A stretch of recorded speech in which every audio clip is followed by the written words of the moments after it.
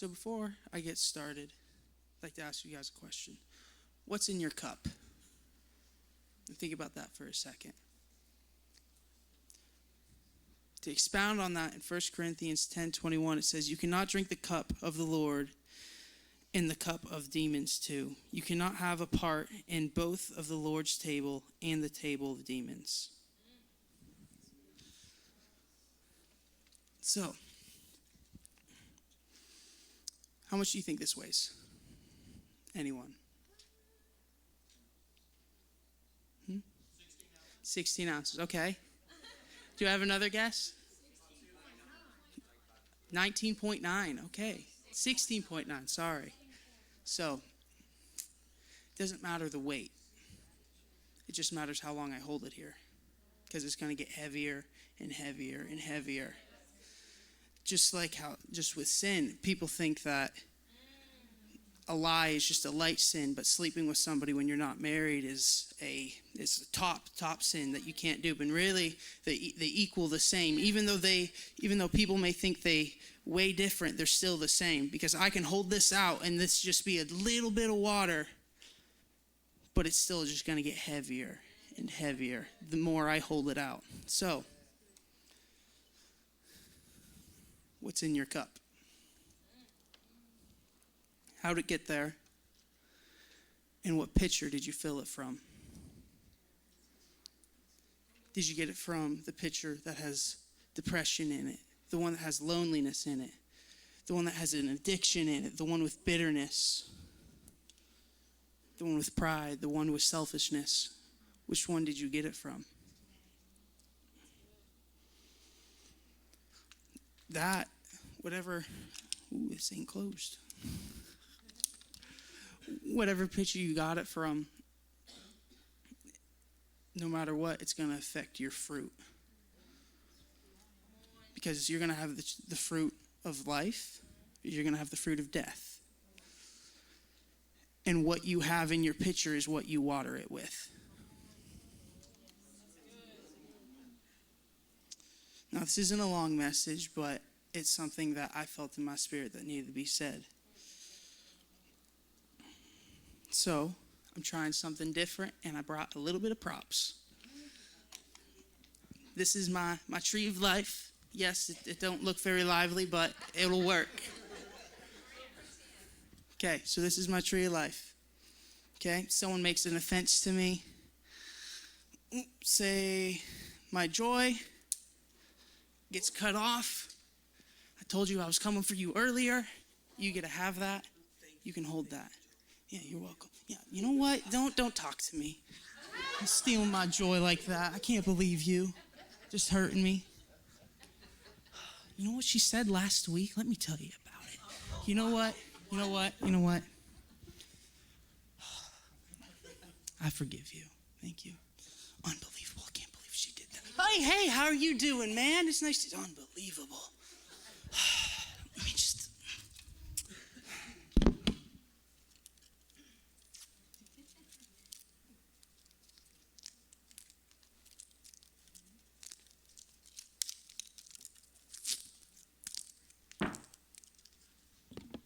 Good as new, right? No?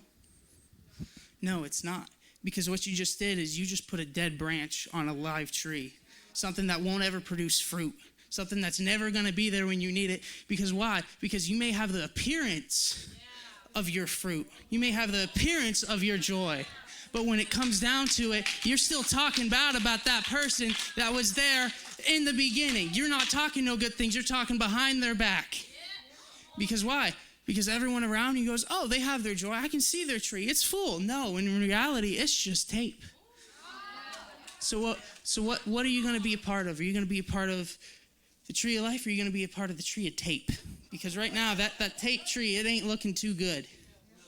But what you have to do is you take the seed, or God's going to give you a new seed, and he's going to plant that. And what's that's going to do, that's going to grow your joy, because you don't instantly get your joy back right where it started, right where it stopped at. No, you're going to have a new joy. You're going to have a new life, because that joy, it's going to grow and it's going to go stronger than what it was before. And that can go with anything. Because what are you filling your cup with? Because that's going to determine how your tree grows. Because if you fill your cup with addiction, with depression, with anything in your life that is bringing you further away from God, and you're extending your arm out and it's getting heavier, what's happening to it? It's just that fuel, because what? You're going to have to drink that. And that's what's going to be living in that tree, because really you're killing what that tree of life was, and you're making something else grow out of it. You're making that deathly tree come up inside of you, because if you don't have your joy no more, what are you going to get? You're going from love to hate. And what hate does, it's going to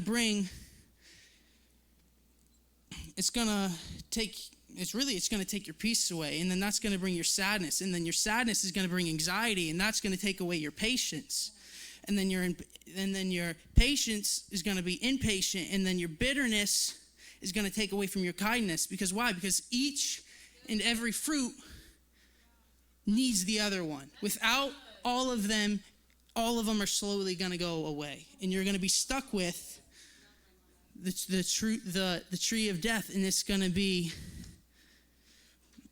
it's going to be hate, sadness, anxiety, impatience, bitterness, evil, disloyal, ugly, and disobedience. So what are you going to be? Are you going to be the tree that has the life? Are you going to be the one that has life, or are you going to be the duct tape tree? Are you going to be the one that the seeded tree, or are you going to be the one with the death tree? You know, when you hold your cup up, a lot of people, you know what they say? Well, my cup looks pretty. I got this nice looking cup.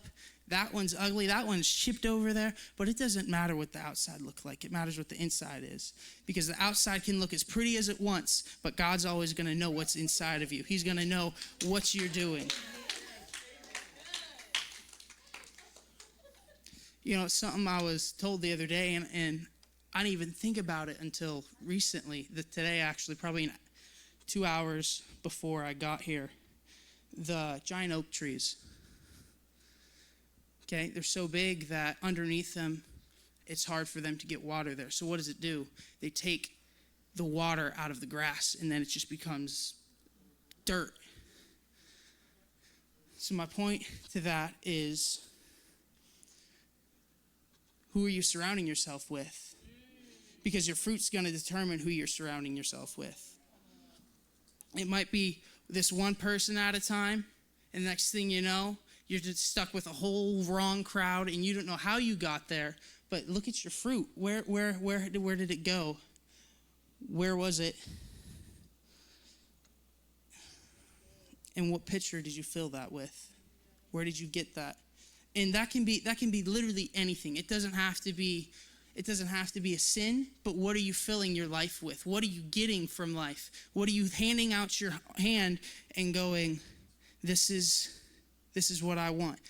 But because what you have to do is you have to uproot where that took place. You can't just cut the limb off and go. You can't just cut the tree and expect the root not to come up or the stump to grow.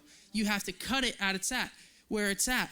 So what picture are you taking it from? Because you're never going to heal until that picture's gone or until those roots are gone. I'm almost done. You know, when I had this in front of me, I thought a lot of how I could do this. But I have it up, and my hands are just getting heavier and heavier. Because why? Because I'm just letting this just sit here, letting a lie just sit there forever and ever, and it's just getting heavier and heavier. And finally, God, just take this cup away from me. And guess what happens? You drop the cup, the hands go up. Because, Lord, you are good, you are whole. God, what was on me is no longer, because why? Because the chains that were on me, you took off, and the chains that were on me were not even locked. Because the devil doesn't have the keys to his own house. The devil doesn't have the keys to the chains, because God has the keys. The devil can't even lock a lock on the chains that he put on you, because God is in control. So as I close, we have to ask, what's in your cup? How did it get there?